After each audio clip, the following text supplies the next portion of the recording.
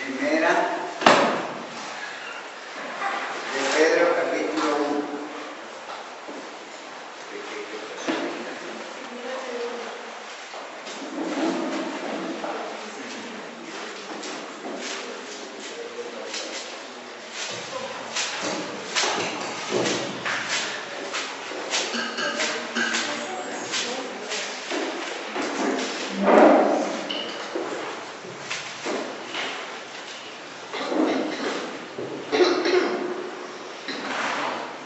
Vamos a leer los versículos 3, 4 y 22 al 26. Perdón, al 25. Verso 3 dice: Bendito es Dios y Padre de nuestro Señor Jesucristo, que según su gran misericordia nos ha regenerado en esperanza viva por la resurrección de Jesucristo de los muertos. Vean el 4.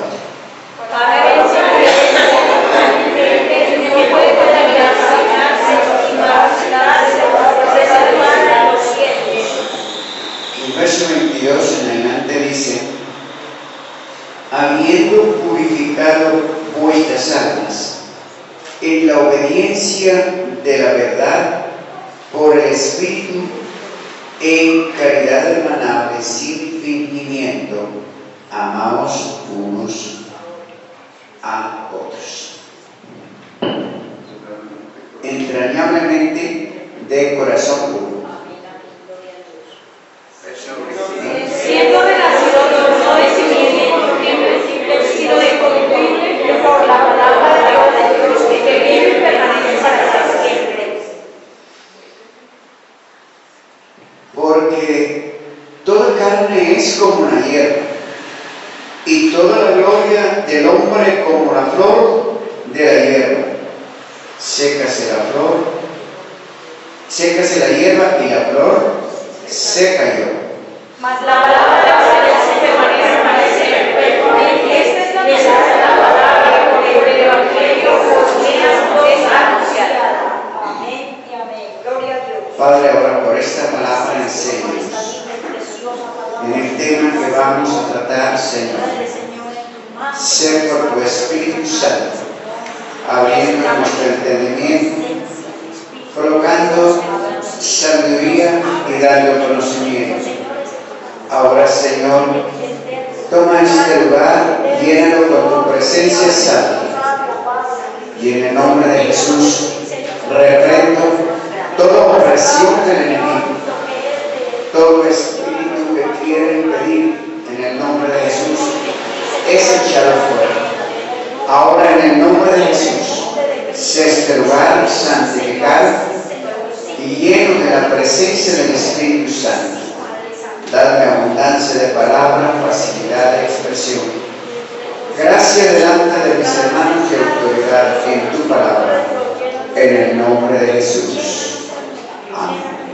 Siéntense, amados hermanos.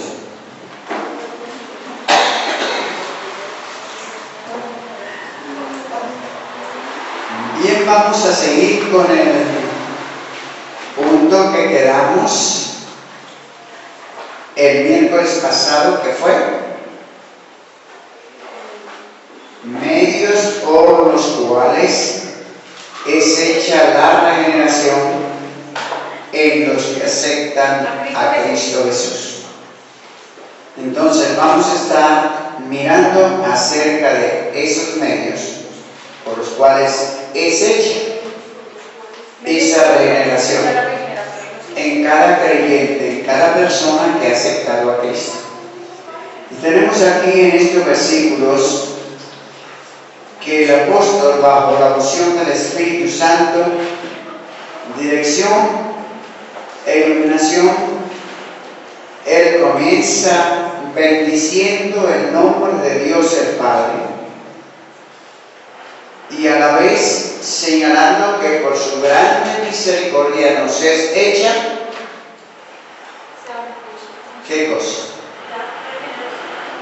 La regeneración, o sea, nos ha regenerado en esperanza viva por la resurrección de Jesucristo de los muertos. Por eso es que Pablo dice en 1 Corintios 15 que si Cristo no resucitó, es vana nuestra fe y aún estamos muertos en pecados y en delitos. Pero luego dice, mas ahora Cristo ha resucitado, primicia de los que murieron es hecho.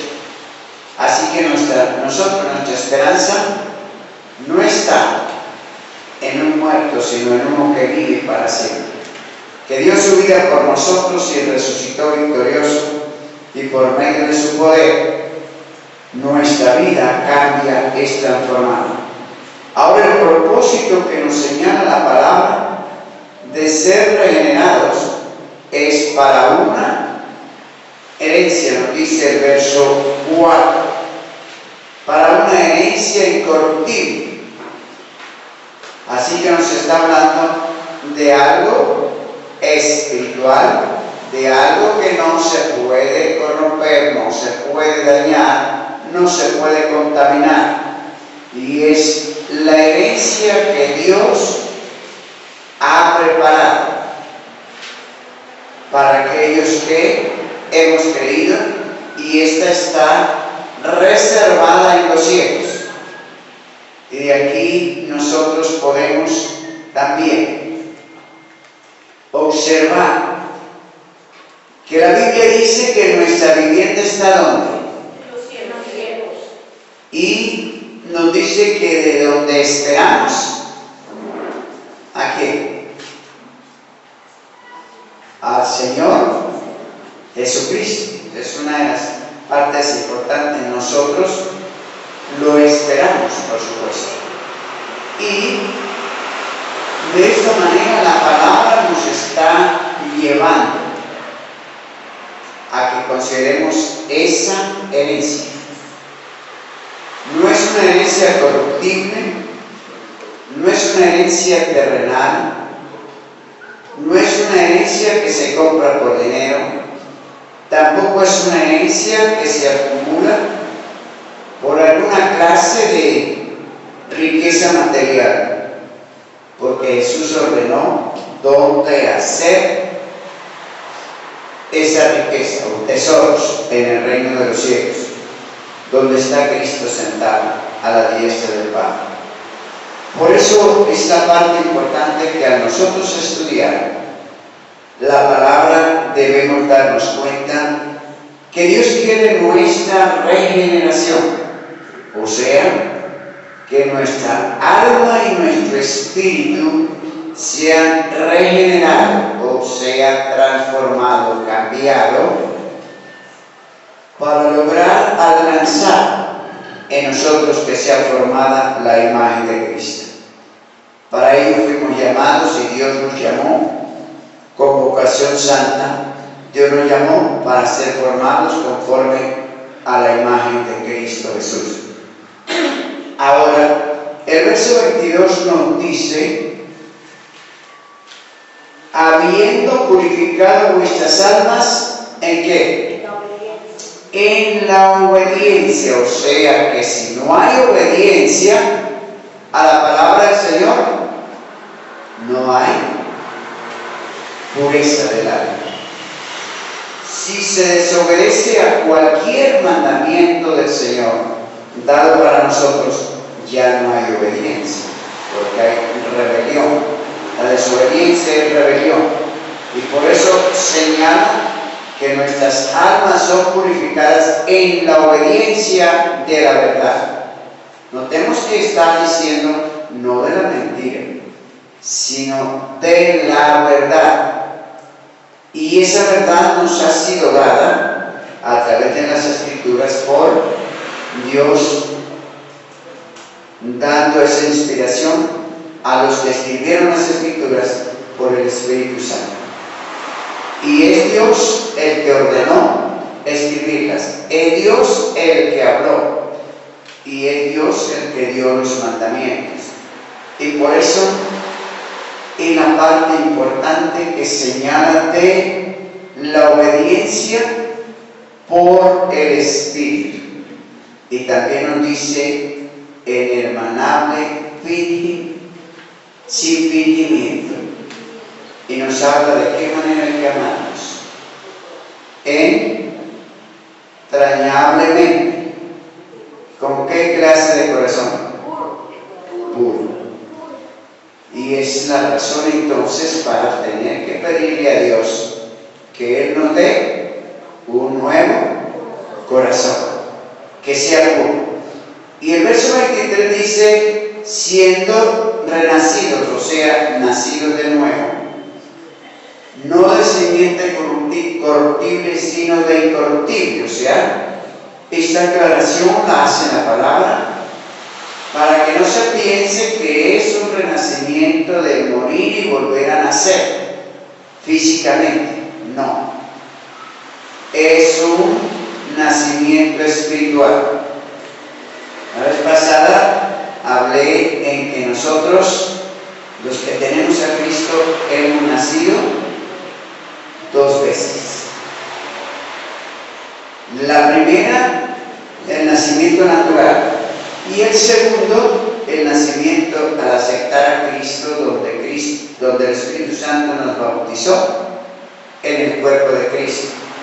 Primera de Corintios 12:13 nos habla que el Espíritu Santo nos bautizó en el cuerpo de Cristo. Y ahí entonces pasamos nosotros a ser partícipes por la palabra de Dios. Y esa palabra de Dios nos dice aquí que ¿cuánto tiempo dura? Que vive y que permanece para siempre. Así que ningún mandamiento de Dios, el único que dice es Satanás, que fue para otro tiempo. Pero Dios dice que esa palabra es para siempre. Y Cristo dijo, el cielo y la tierra pasarán, mas mis palabras no pasarán. Así que es importante entender que esta palabra permanece para siempre. Y como permanece para siempre, tenemos entonces nosotros que creerle a Dios. El verso 25 nos dice que la palabra del Señor ya usa otra expresión. Permanece, ya no dice para siempre, sino perpetuamente. O sea, es perfecto. Y esta es la palabra que por el Evangelio se nos ha anunciado. Ahora, ¿qué predicó Cristo? Las Escrituras. ¿Qué predicaron los apóstoles? Las Escrituras. ¿Qué obra hizo el Espíritu Santo a través de los apóstoles? Recordarles las Escrituras que ellos las citaron. Y es para nosotros también. Tantas veces que tenemos la oportunidad que Dios nos dé alguna palabra, sea de ciencia, sabiduría, profecía, el Señor nos está citando las Escrituras. Así que es importante entonces entender claramente lo que nos dice la palabra del Señor. Y nos dice entonces en 1 Corintios 15, 22. Porque así como en Adán todos mueren, así también en Cristo todos serán resucitados.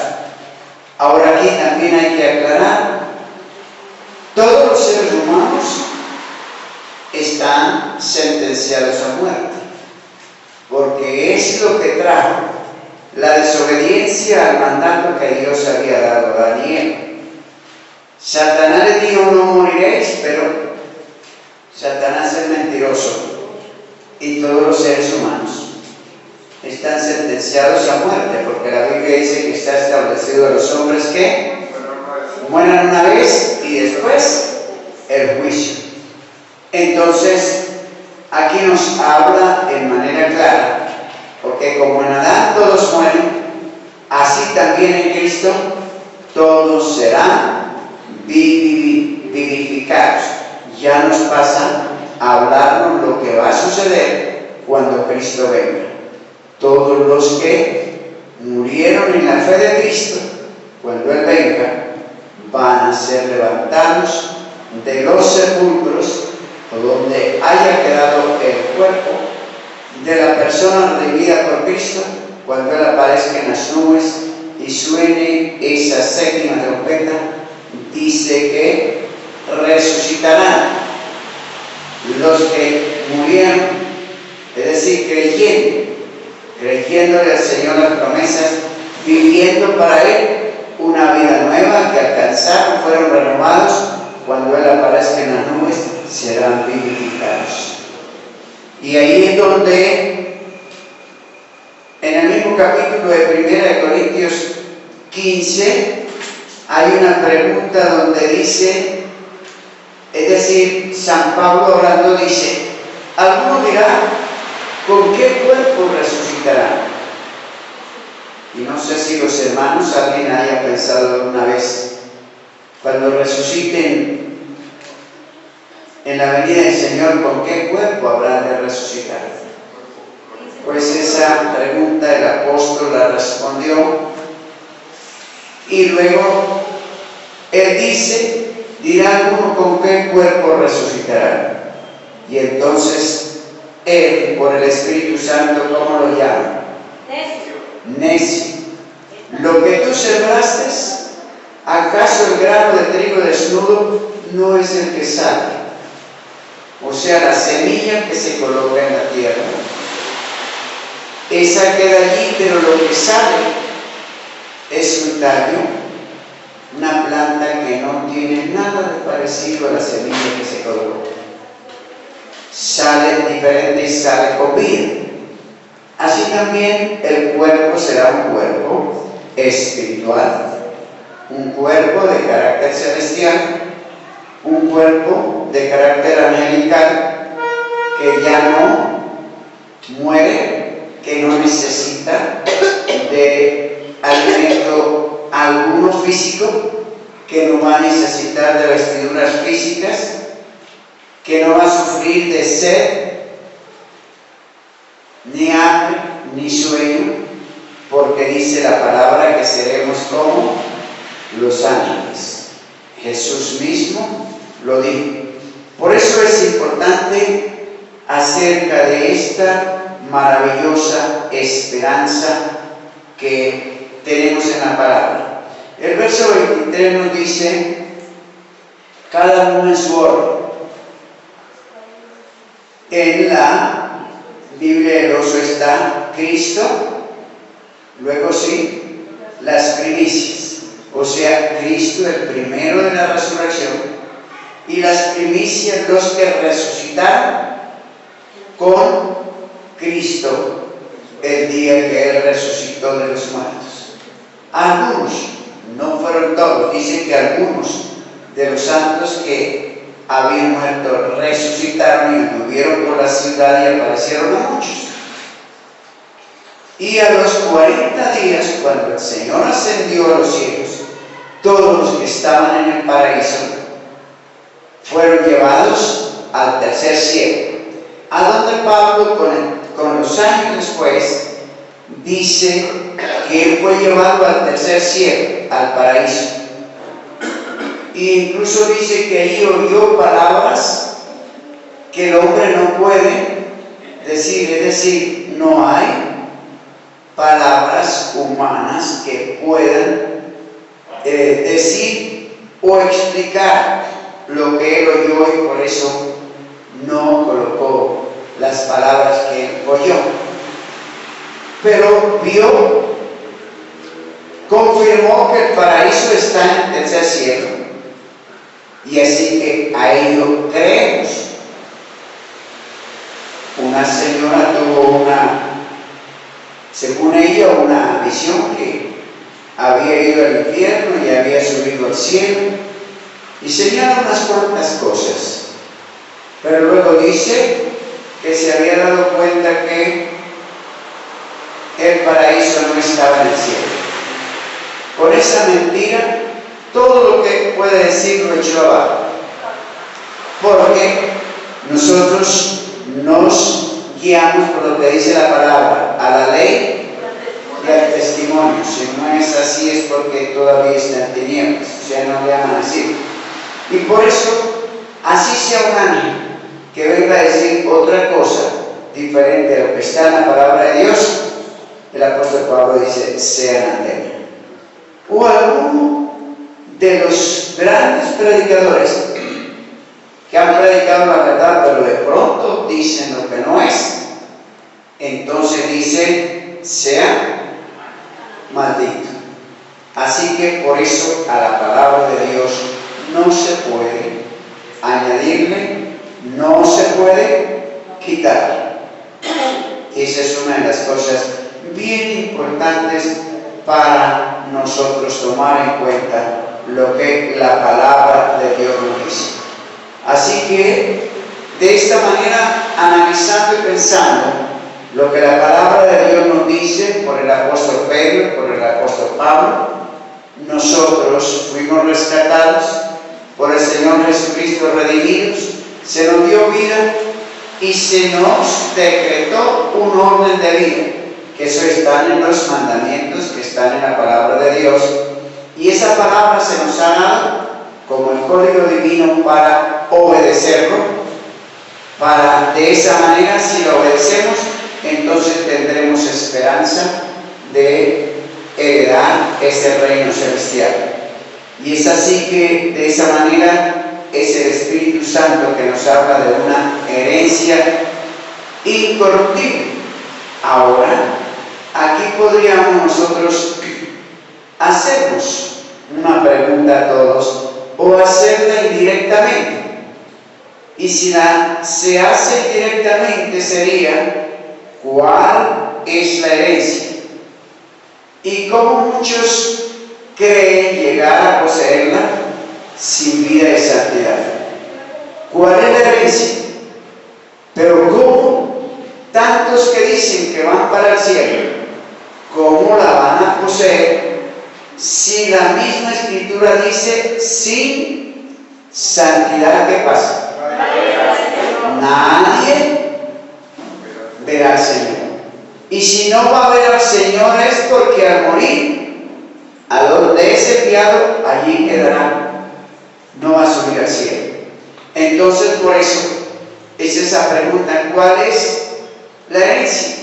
Pues la que acabamos de leer, de una herencia incorruptible, reservada en los cielos por nuestro Padre Celestial para todos los que hemos creído en Cristo, pero bajo unas condiciones que Cristo mismo las señaló. Y Él mismo dice, el que perseverare hasta el fin, este será salvo. O sea, si no hay perseverancia hasta el fin, pues no hay salvación. Así que no es vivir unos años, un poco de tiempo, y luego apartarse. No es creer algún tiempo en la verdad y después comenzar a creer de acuerdo al postmodernismo, a creer que ya vivimos en otra cultura. Pero los que así hablan se olvidan que la cultura de Dios no cambia. La cultura de Dios es la santidad, la perfección, la justicia, la integridad, el amor perfecto. Entonces, esa es la norma que Dios ha colocado para una herencia incorruptible. Y nos dice que está en 1 Pedro 1:4, reservada, y está diciendo ¿dónde? En los cielos. Así que, ¿a dónde van a llegar los que están pensando aquí en la tierra que cada creyente tiene que ser muy rico, cada pastor tiene que tener riqueza, y si no tiene riqueza no tiene la bendición de Dios? Bueno, como siempre, Satanás nunca ha dicho la verdad, siempre es mentiroso. Entonces los que son poseídos por espíritu de mentira están diciendo lo contrario a lo que Dios dice. porque el Señor ordenó de hacer tesoros en los cielos.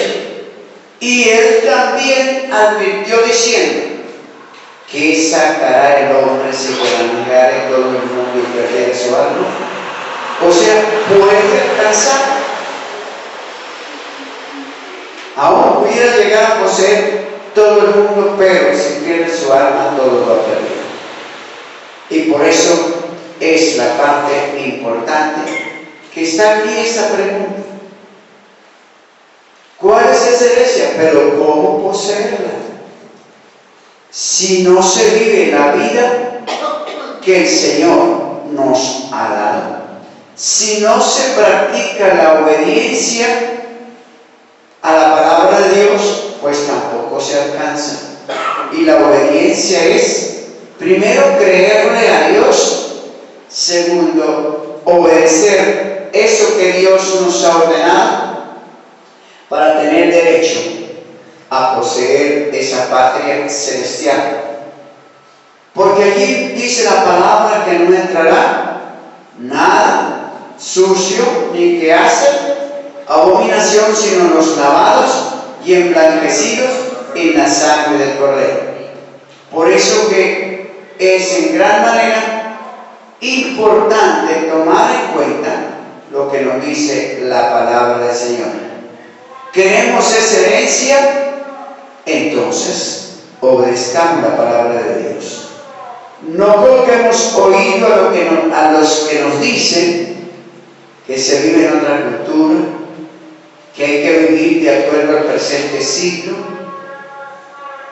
que la palabra que antes se dio ya no es para nosotros y la señalan como anticuada, pero ya hemos visto que la palabra del Señor permanece para siempre, y la otra parte dice perpetuamente, y eso dice en Mateo capítulo 5 verso 18, porque hasta que perezca el cielo y la tierra, ni una gota ni un tiro perecerá de la ley hasta que todas las cosas sean hechas.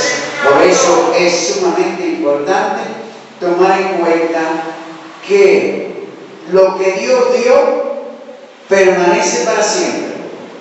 Y eso está ahí en el Señor hasta que haya cielos nuevos y tierra nueva. Es decir, hasta que esta tierra en que estamos deje de ser y hasta que los cielos que ahora hay dejen de ser. Y Dios dice en su palabra que Él hará nuevos cielos y nueva tierra. Y esa nueva tierra y esos nuevos cielos es la que Dios va a dar a sus hijos, a sus escogidos. Entonces usted y yo vamos en pos de una herencia, pero ni siquiera va a ser en esta tierra que estamos. Va a ser en una tierra nueva. Y en esa nueva tierra Dios va a juntar los habitantes del cielo y los habitantes de la tierra. Eso nos dice en Efesios 1, 9 y 10. Ustedes pueden observar Efesios 1, 9 y 10. Allí nos dice del misterio. Y realmente sí que para tanto pueblo es un misterio. Porque leen ese pasaje pero no han entendido lo que dice allí. Los que estudiaron y prepararon algún libro tocante a la teología, tanto estudiaron que no colocaron esa dispensación que señala ahí, porque ahí dicen en la dispensación ¿de qué? La dispensación del cumplimiento de los tiempos, así la entonces eso es como los que están en la tierra. Entonces habla de una dispensación, y esa dispensación, cuando Pablo habló de ella, habla de misterio. O sea, porque realmente no estaba o no era entendible a la mente humana. Se necesita la iluminación del Espíritu Santo para ser enseñado. Y por eso dice, descubriéndonos. O sea, misterio oculto, pero Dios lo descubrió, o sea, lo reveló. Descubriéndonos el misterio según su beneplácito, o sea, su complacencia, que se había propuesto en sí mismo, o sea, Dios lo propuso en él, de tanto prepararlo como descubrirlo. Y el verso 10 es el que nos dice en qué consiste ese misterio. Ese misterio consiste en que llegará el tiempo en la dispensación del reino eterno de Dios, que así se llama esa dispensación, que Dios va a reunir, porque aquí habla de reunir todas las cosas en ¿quién? En el Redentor, en Cristo. Y luego dice, todas las cosas en Cristo, ¿cuándo?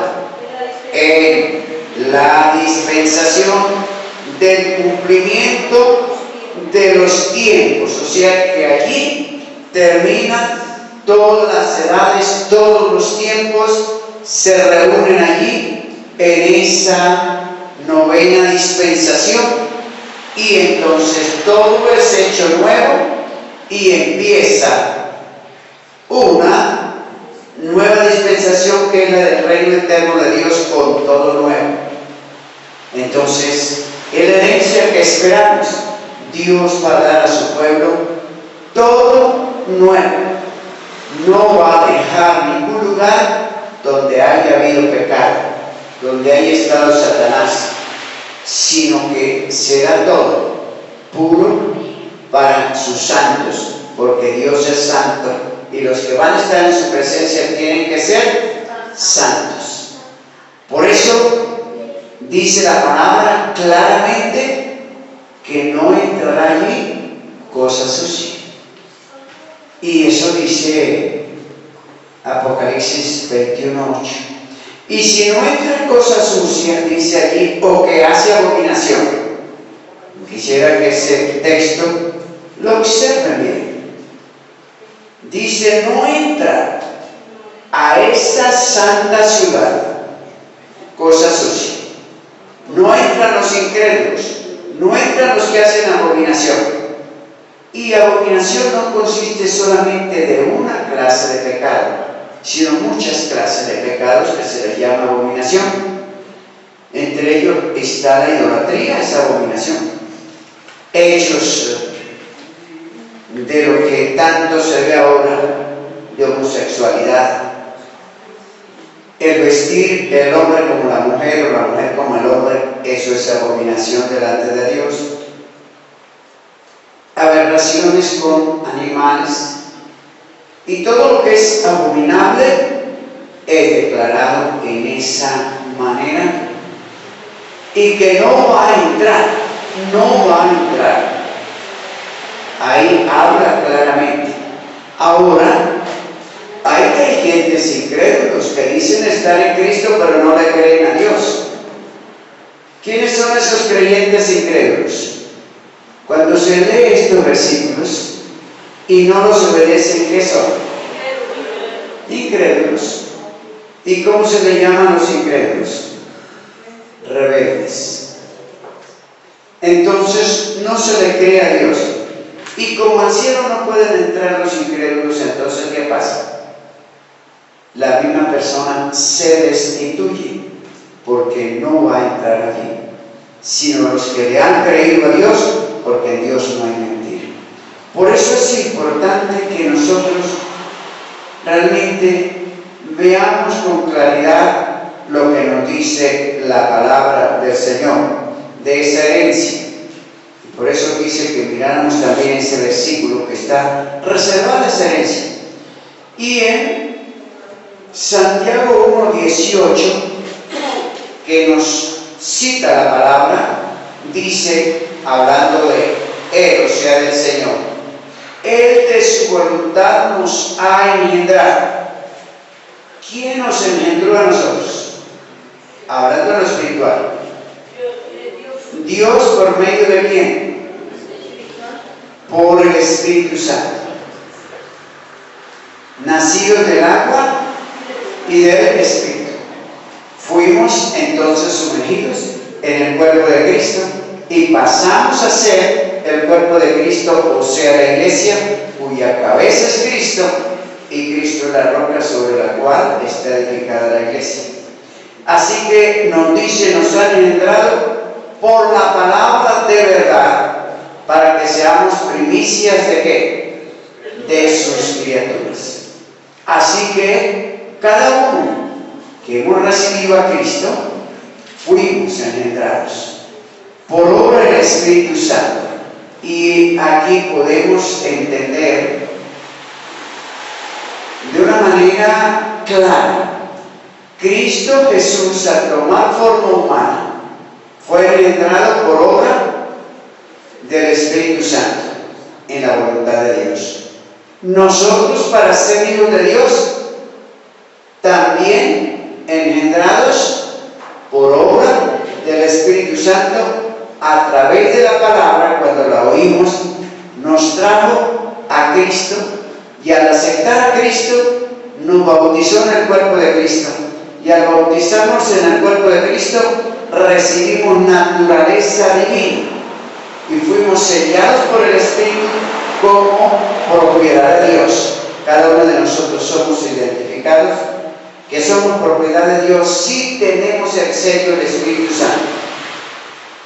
Y de esa manera, al ser sellados, fuimos colocados en un caminar diario, cotidiano, de perseverancia, de permanencia en la palabra de Dios, como Cristo mismo dice, perseverar hasta el fin. Esto indica hasta el último día de vida de cada creyente que esté en su cuerpo físico. Hasta el último instante debe perseverar fiel a Dios. Si ya al final se aparta, entonces perdió todo lo que hizo. Ezequiel capítulo 2, capítulo 3, capítulo 5 nos dice: si el justo se apartara e hiciera obra de piedad, dice, de cierto morirá, y sus justicias no les serán tomadas en cuenta. O sea, todas las cosas buenas que hizo, todo se pierde. Es por eso que importante es no vivir un poco de tiempo, sino el que comenzó debe terminar fiel hasta el último instante. Eso es permanencia, y en el Señor es posible. En 1 Corintios 4:15 nos dice: porque aunque tengáis 10.000 años en Cristo, no tendréis muchos padres que en Cristo Jesús yo os engendré por el Evangelio.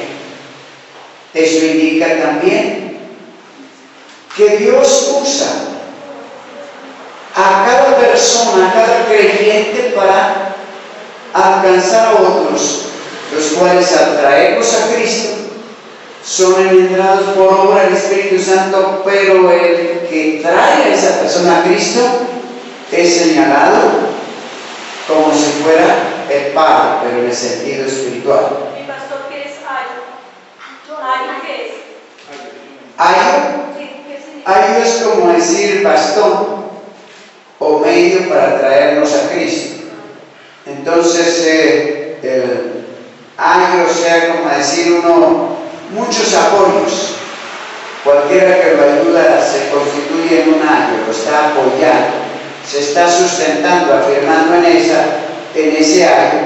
Pero Pablo dice, aunque tengan muchos, pero solo el que les había dado el Evangelio era el que los había engendrado por el Espíritu Santo a través del Evangelio.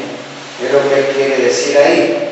Entonces nosotros debemos dar gracias a Dios a aquella persona que Dios haya utilizado para llevarnos o traernos la palabra y que la hayamos aceptado, porque desde el momento que recibimos a Cristo, ahí a quien Dios utilizó, esa persona, Dios le utilizó para que fuésemos engendrados por el Espíritu Santo, recibiendo vida. En Tito 3:5 dice: no por obras de justicia que nosotros habíamos hecho, mas por su misericordia nos salvó por el abajo de la regeneración y de la renovación del Espíritu Santo. Si podemos mirar bien este versículo que nos enseña Tito 3:5. Primero dice no por obras, está hablando de el cambio en nuestra vida, de la salvación. No ha sido porque nosotros teníamos obras buenas. No fue porque hicimos algo para merecer la salvación. Nosotros no hicimos nada. El Señor Jesucristo lo hizo todo para redimirnos, y fue el Espíritu Santo el que nos convenció al traernos a Cristo. Y al recibir a Cristo, entonces, desde ese momento, pasamos a participar en el abagro de la regeneración y la renovación por el Espíritu Santo. O sea, cada uno de nosotros, desde el momento que vinimos al Señor, entonces comenzó en nosotros esa regeneración, ese cambio. Y cada uno puede decir: ya no soy ahora lo que yo era, lo que fui en un tiempo. Entonces hay un cambio que se ha experimentado en nuestra vida, y ese cambio ha sido hecho por la obra del Espíritu Santo a través de la palabra. Ahora hay una cosa bien importante. Ustedes han oído a personas, y hay pastores que lo dicen, cuando hay alguien que en la iglesia está, pero no vive bien, vive en condiciones de pecado, y alguien le dice al pastor: ayude a esa persona, mire esa persona cómo anda, o no la utilice porque así como está en pecado. ¿Y qué dice el pastor? Hay que dejar que Dios haga la obra. Bien, pero ¿cómo va a hacer la obra Dios en una persona de esas si no se le da la verdad? La palabra de Dios es la espada del Espíritu. El Espíritu Santo trabaja en la vida del hombre con la palabra.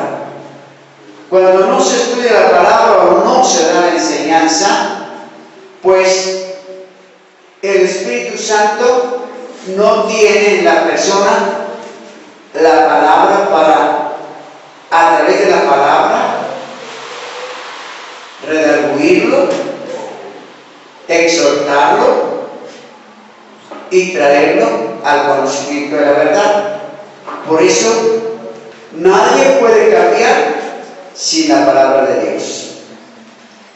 Es Dios el que obra a través de la palabra. El Espíritu Santo redarguye, toca, quebranta, señala a la persona que no está caminando bien. Y cuando la persona en algún momento quiere hacer algo, hay algo que viene inmediatamente de la palabra de Dios y le recuerda que no puede hacer eso. Y si llegara a cometer una falta, va a haber internamente en el corazón de esa persona que va a ser redarguido. Siente dolor, hay pesar, hay preocupación por su salvación. Entonces es importante que nosotros entendamos que lo que nos redarguye, pues quien lo hace es el Espíritu Santo, pero por la palabra de Dios. Y es por eso que dice aquí por el lavacro de la regeneración y renovación por el Espíritu Santo. ¿Notan ustedes cuando el Señor fue tentado en los 40 días de ayuno? Cada ocasión que el diablo le citó, porque el diablo le citó la Biblia, le citó las Escrituras, pero en toda ocasión Cristo respondió con las Escrituras. Y finalmente le cita también y le dice: vete, Satanás, porque escrito está, no tentarás al Señor tu Dios. Y Satanás huyó. Ahora nosotros también debemos pensar, cuando hay diferentes tentaciones, sea cual sea, usamos la palabra de Dios, nos acordamos qué dice la palabra y citamos esto, resistimos al diablo. Ahí es la parte importante, porque es con la palabra de Dios que el Espíritu Santo trabaja para renovar cada día. Y si usted o yo somos perezosos en estudiar la palabra de Dios, pues no habrá de parte del Espíritu Santo en nosotros que utilizar para redarguirnos, tocarnos, enseñarnos, llamarnos e invitarnos. También en los momentos de dificultad, tristeza, tampoco habrá en nosotros palabra de Dios que el Espíritu Santo utilice para consolarnos. Porque saben, hermanos, que cuando hay momentos de tristeza, son pasajes bíblicos que el Espíritu Santo utiliza para traernos esas promesas. Nos acordamos de esas promesas, entonces oramos a Dios, le damos gracias y le pedimos su ayuda. Por eso la parte tan importante para nosotros es conocer las Escrituras. Si no las conocemos, no tenemos entonces recursos para que el Espíritu Santo nos ayude. Así que por esto quiero decir que por la palabra y por el Espíritu de Dios, el Evangelio son las buenas nuevas de Dios para los seres humanos y para nosotros, porque esa palabra llegó a nosotros. Así que la palabra de Dios para nosotros es la que nos trae exhortación, nos trae consolación, nos trae edificación, y por ella sabemos cuál es la voluntad de Dios. Quien no conozca la voluntad de Dios es que no conoce la palabra. Puede tener la Biblia y quizá leerla muchas veces, pero no ha aprendido a leerla. Puede leerla, pero no sabe leerla. Y al no saberla leer, pues no extracta nada de lo que la Biblia le diga para su propia vida. Así que la palabra, el Espíritu Santo por la palabra regenera, renueva, santifica nuestra alma y santifica nuestro espíritu. Es una de las cosas importantes, y de la obediencia a la palabra de Dios depende el porvenir o la esperanza nuestra del futuro eternal preparado por Dios para cada uno, porque es para los que le han creído, los que le han obedecido, los que perseveran. Esa es una de las partes importantes. Si no hay obediencia a la palabra de Dios, no hay renovación. Cuando no se ve una vida renovada es porque no hay obediencia. No se obedece a la palabra, sino que hay rebelión a la palabra de Dios.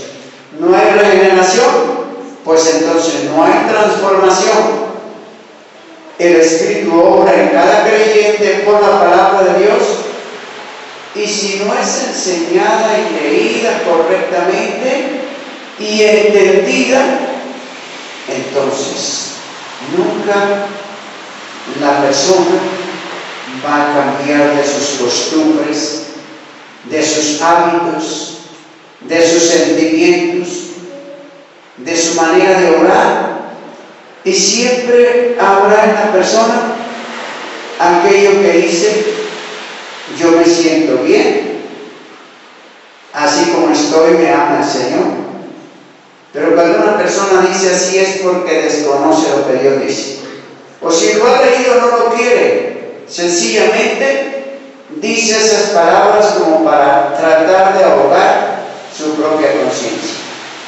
Y por eso es importante, hermanos, la palabra de Dios nos presenta en Efesios capítulo 2, verso 25 en adelante, nos presenta un símil, una comparación entre el esposo y la esposa y Cristo y la iglesia. Dice: maridos, amad a vuestras mujeres, así como Cristo amó a la iglesia y se entregó a sí mismo por ella. Ahora, ¿por qué se entregó el Señor por la iglesia? Verso 26 nos dice: para santificarla, limpiándola en el lavacro del agua por la palabra. Y ese lavacro del agua es la palabra. Entonces, ¿cómo una iglesia, cómo una vida, una familia, una persona va a ser limpia sin la palabra de Dios? El 26, versículo 26 de Efesios 5 y luego el 27. Luego entonces, aquí notamos que somos limpios por el lavacro de la palabra. Si la palabra nos enseña, ¿cómo va a ser limpia una persona? ¿Cómo va a haber un cambio en esa persona?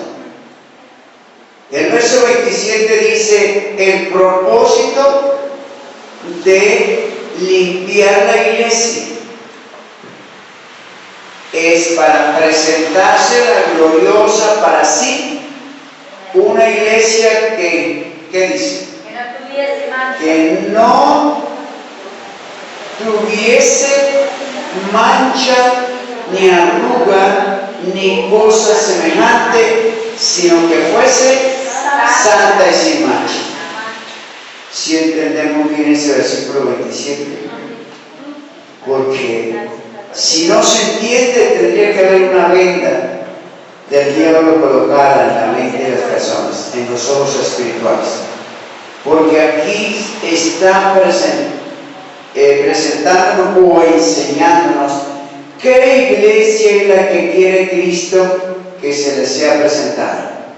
¿Quién es el encargado de presentarle la iglesia a Cristo? El que es vicario de la iglesia aquí en la tierra, el Espíritu Santo. Y entonces el Espíritu Santo usa la palabra para santificarnos, limpiarnos en la obediencia, y Cristo con su sangre nos limpia.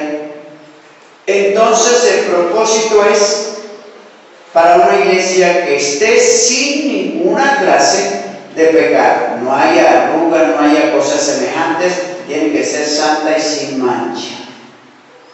Así que no puede ser como una persona cuando de pronto, por el afán, se levantó y no tuvo más tiempo y se colocó un vestido que está todo ajado, sin planchar, quebrado y de pronto sucio, pero por el afán se lo colocó así. Y delante del Señor no podemos colocarnos ninguna vestidura que pertenezca al hombre viejo. Según de Corintios 5:17 dice que las cosas viejas pasaron y todas son hechas nuevas. En Zacarías 3, con el gran sacerdote Josué se le ordenó que se le quitaran las vestiduras viles, vestimentas viles. Entonces, del hombre en quien hay pecado, es necesario quitarle esas vestimentas viles, colocarle nuevas vestiduras de pureza, de santidad. Que la vida de tal persona esté limpia para poder heredar, es decir, poseer esa patria celestial. Así que es sumamente importante entender lo que nos dice la palabra. Y en San Juan 15:3 nos confirma de nuevo cómo somos limpios. Jesús dice, San Juan 15:3, ya vosotros sois limpios, ¿por qué?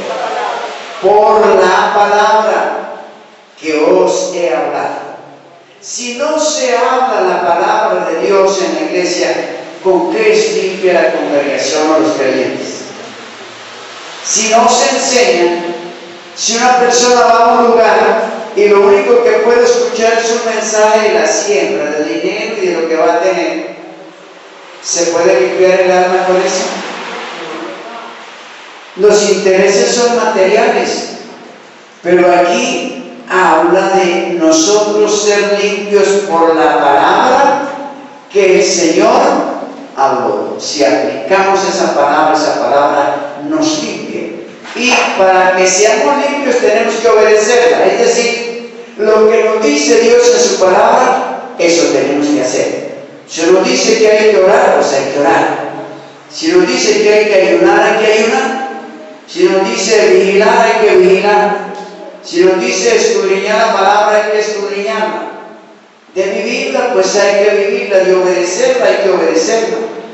No se puede quebrantar. Entonces, consiste realmente en la obediencia y nosotros somos limpios por la palabra de Dios. Entonces, en San Juan 17:17, en la oración de Jesús al Padre, Jesús estaba rogando al Padre diciendo: santifícalos en tu verdad, tu palabra es verdad. No dice fue verdad ni será verdad. Los que hoy dicen que eso fue del tiempo pasado, están diciendo que allá fue verdad, pero hoy no es verdad. Dios es inmutable, no cambia, su palabra tampoco cambia. Por eso tenemos que someternos a esa palabra. Aunque haya predicadores, pastores, quien sea, que enseñen otra cosa, ya si están poseídos de espíritu de mentira, doctrina de demonios, ya es asunto de ellos con Dios, de lo cual no escaparán del juicio de Dios. Pero nosotros que estamos a tiempo y tenemos la palabra de Dios, nunca nos dejemos llevar por falsas enseñanzas, por falsas esperanzas, por esperanzas que de que así como está, así lo ama Dios. Y como dice por ahí, Dios sabe que usted es imperfecto. La Biblia dice ser perfectos como vuestro Padre que está en los cielos es perfecto. Y la Biblia dice que Dios nos llamó a perfección. Así que es importante obedecer a Dios antes que a los hombres. Creerle a Dios, en el cual está toda la verdad. Y dice: sea Dios veraz, mas todo hombre mentiroso. Cuando el mensaje que predique, así fuera un ángel, si no está de acuerdo a las escrituras que tenemos en la Biblia, y eso yendo a la versión más antigua, si fuera diferente, ya no es palabra de Dios. Ya esa palabra está contaminada, y dice la escritura que un poco de levadura leuda toda la masa. Entonces, una mentira que se le coloque a la doctrina ya no es la verdad, ya está contaminada, y esa mentira es suficiente para que una persona se pierda por creer a la mentira, sencillamente porque el padre de la mentira es Satanás. Así que de esta manera podemos encontrar que el Espíritu Santo obra por la palabra.